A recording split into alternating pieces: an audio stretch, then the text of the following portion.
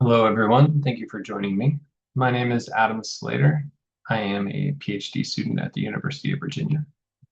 And let me share my presentation with you.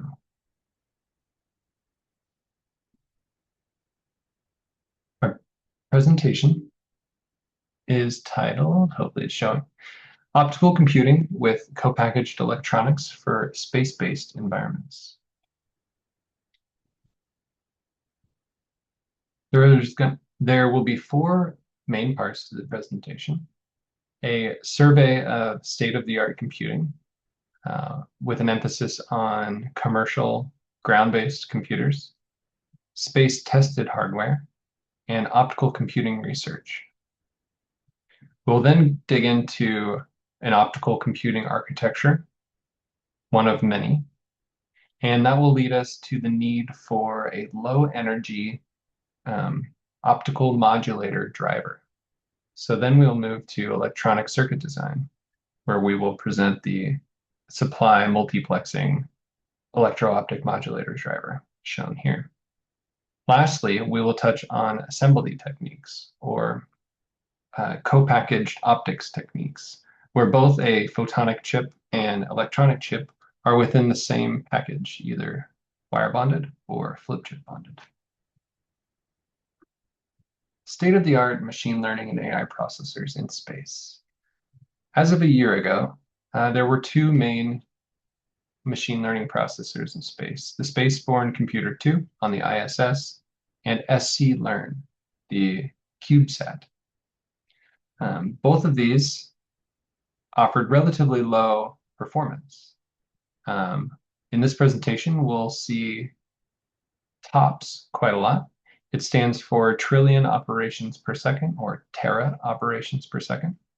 And we'll also see another metric for energy consumption in units of joules per operation.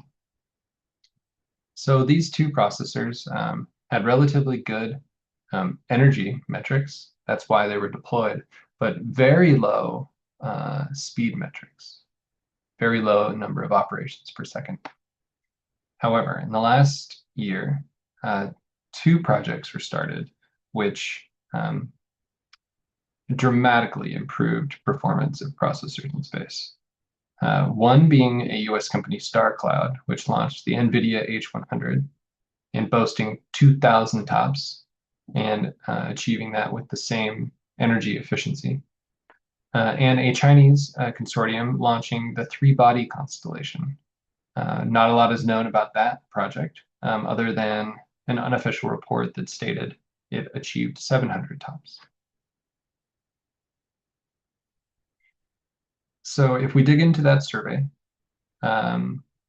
we see AI processor capabilities for commercial, space-tested, and optical research fields. And in the speed category, we see that the H100 that was just launched this last year is actually 3 years old already. And it is being outperformed in both speed and energy. Furthermore, in the speed category, we see that optical research has the potential to have a greater speed than any commercial product out there.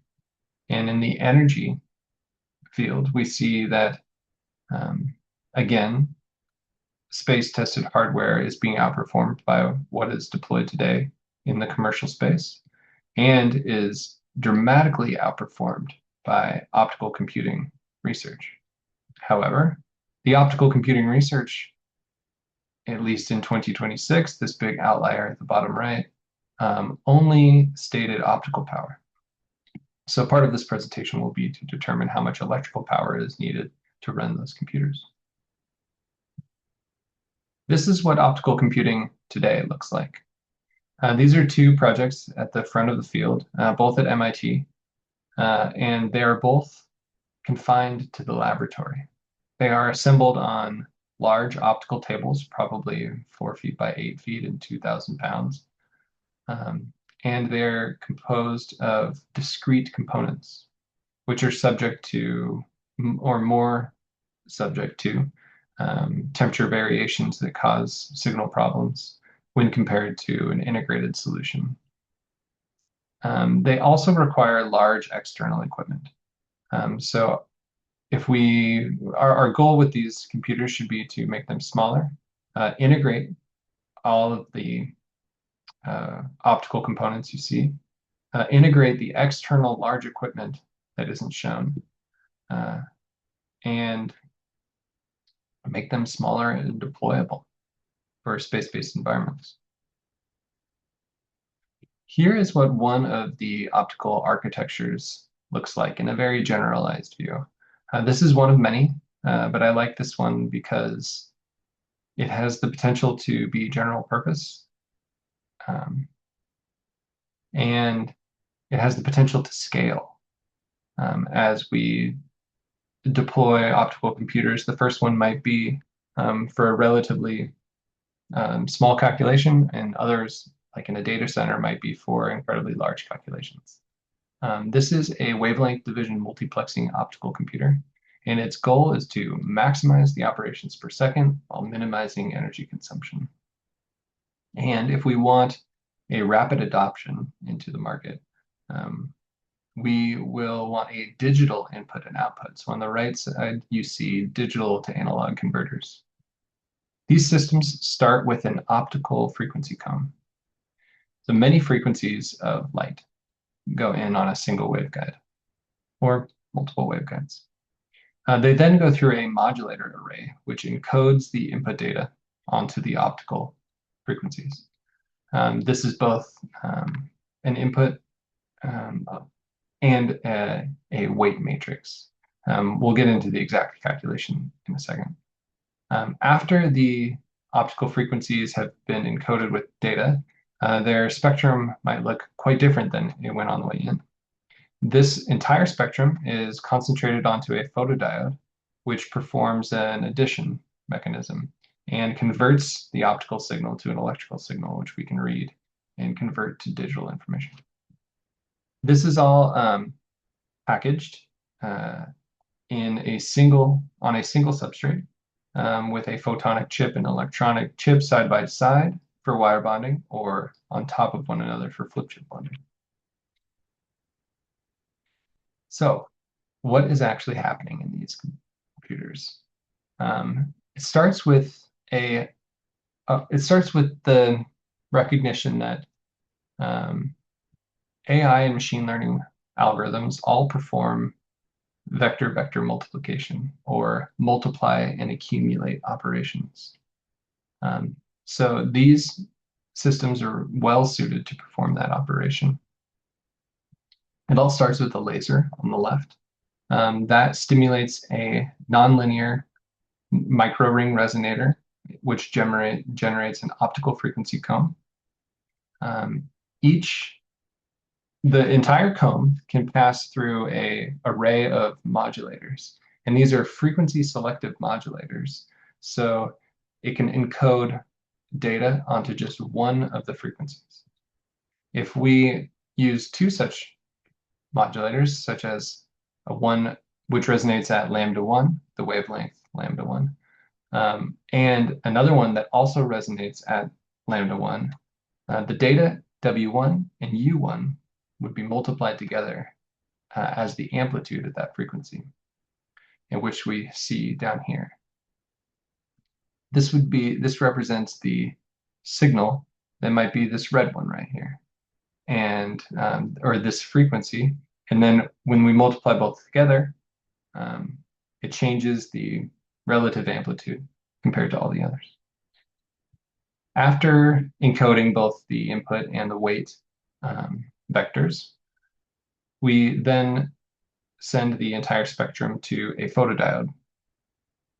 This photodiode converts the optical signal to an electrical signal and performs this mathematical photoelectric effect, where all of the frequencies are aligned onto a single frequency, or perhaps DC, and the multiplication is performed here in the optical domain, and the PD performs the addition of our multiply and accumulate operation. Now, what is the potential of such a system?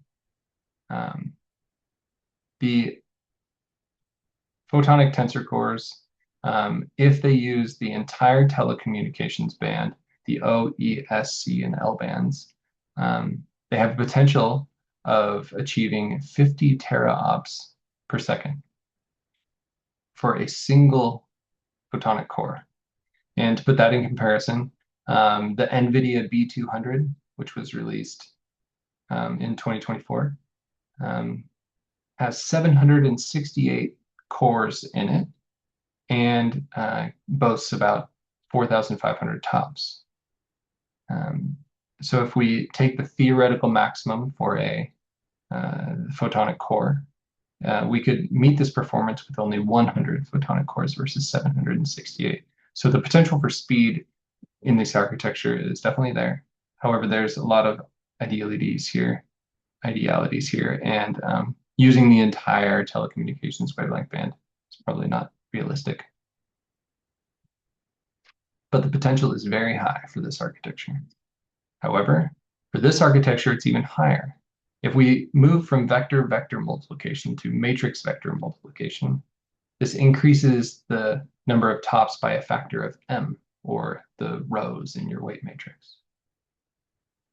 And the way this is constructed is that after the input elements are encoded onto the frequency comb, the signal is split into m different lines, each of which is routed to a weight row multiplier.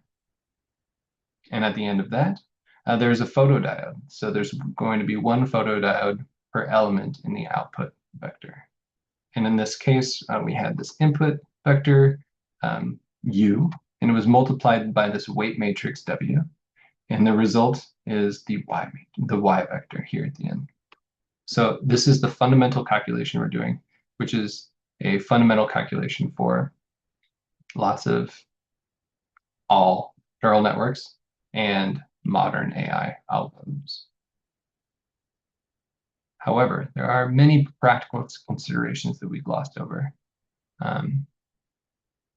One being the insertion loss of the electro-optic modulators, EOMs. Each of these rings has a small loss associated with it that is not covered in the, that is affecting non-resonant frequencies. So if we cascade ring after ring after ring, the signal will degrade. And so we'll need a semiconductor optical amplifier to amplify the signal. Now these amplifiers could also amplify noise, which causes a difficulty in these systems. Additionally, to combat this loss of the resonators, we could deploy frequency demultiplexing, where many frequencies come in, but they are split. So some frequencies go high and some frequencies go low. And that way we can cascade less rings.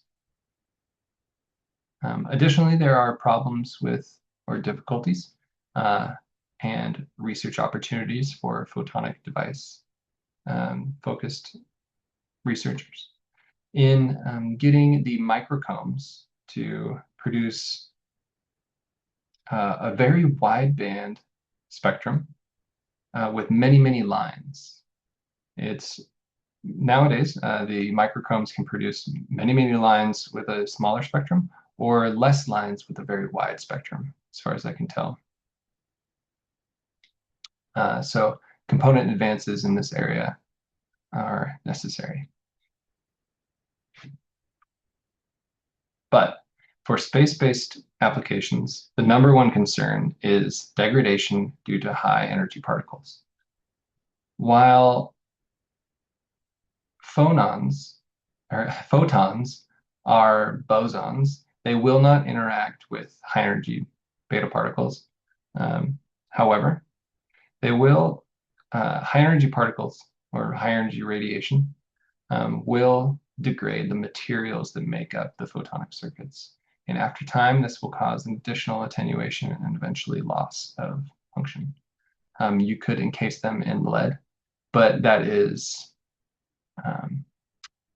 not advisable for a weight-constrained application. And there are other there are other techniques to avoid degradation that have been researched, some including radiation hardening at the fabrication level. Others include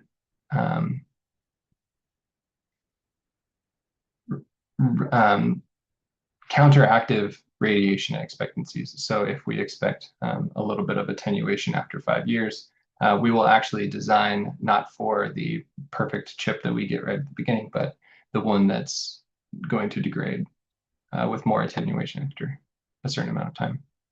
There are a number of techniques for handling high energy particles on photonic circuits. One second. All right. So to get in and out of the photonic system will require electronics. And in this figure, we see that there are photonics driving the transmitters on the input side and photoreceivers receiving the signal from the photodiode with a TIA and an ADC. If we consider the energy consumption for state-of-the-art versions of these components, we see that the ADC is the most power hungry. However, in these systems, there's going to be many, many more drivers than there are photoreceivers. Thus, the driver becomes a crucial bottleneck to creating an energy-efficient photonic computer. Digging into the driver a little bit more, let's consider what we're driving. Emerging microring modulators are becoming very attractive as low-energy optical modulators. These are resonant rings that convert an electrical signal to an optical signal by changing the resonance of the ring. And you can cause attenuation to the field in the bus waveguide. And the best thing about these is they are high impedance, which is new. Most electro-optic modulators in the past have been 50 ohms.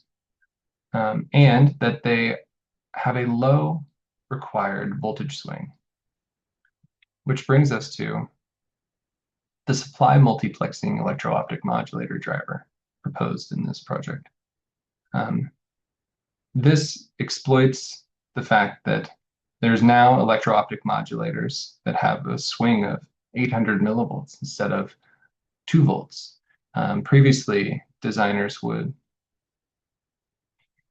play circuit tricks to extend their circuit beyond the capabilities intended by the technology. So for CMOS, for example, a typical core voltage level is rated at 0.9 volts or lower than 1 volt. The emerging modulators can support this limitation. So this design is one of the first that's designed for sub-volt electro-optic modulators. Another benefit here is that we're moving from non-return to zero, NRZ, to PAM4 modulation. This is to improve spectral efficiency and potentially to improve data rate. Another huge advantage of the emerging modulators is their high impedance. They look like a capacitor, and that dramatically changes the way we design a driver. We can remove the impedance matching circuit, which makes the circuit much, much smaller. So this circuit has an active area of only 0.0012 millimeters squared, which is incredibly small. This circuit is also scalable to the latest technology nodes. I manufactured it, or I had it manufactured in 28 nanometer CMOS, but it could be manufactured in all of the latest nodes.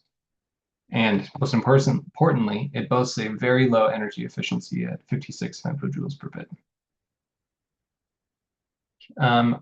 After fabrication, I tested it And before I had the modulator integrated with it, I wanted to test it standalone.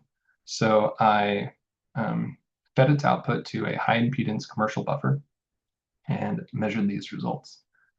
We see, on the right, we see eye diagrams for various speeds.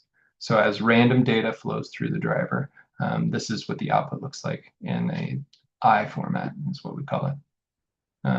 And we see at various speeds from 3 gigabits down to 500 megabits per second. And even at 3 gigabits, the eye is open in the center. However, the bit error rate is quite low for that estimate of bit error rate.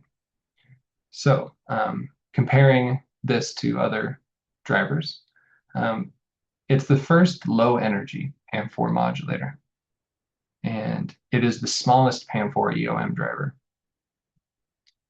And if we normalize to the load capacitance of other EOM drivers, it would actually be the lowest energy consumption for any EOM driver. Lastly, we integrated this driver with a micro ring resonator. And although this resonator was low speed, it could not be used to transmit data. We could demonstrate what mechanically it might look like, and we could demonstrate that we can control the resonance of the modulator, which is a fundamental step in actually achieving these systems. You need to control the resonance of the modulator so you can operate at its best location. On the bottom left, we see 9 wire bonds that extend from the electronics chip directly to the microring modulator. And these are both on the same substrate. So what we're looking at right here is this bond here.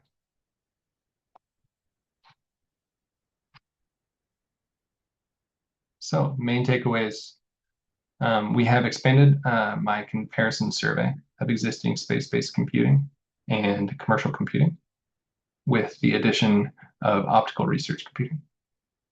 We have detailed the roadmap for wavelength division multiplexing optical computing and identified the photonic components that need additional research, as well as the need for low energy electronic drivers. We then presented the supply molting electro-optic modulator driver and measured the lowest energy consumption to date, and when you normalize for capacitance of other drivers. And we implemented chip-to-chip wire bonding, a co-packaging technique for integrating electronics and photonics in the same package. And with that, I thank you for your time. I hope everyone enjoys the conference. Thank you very much.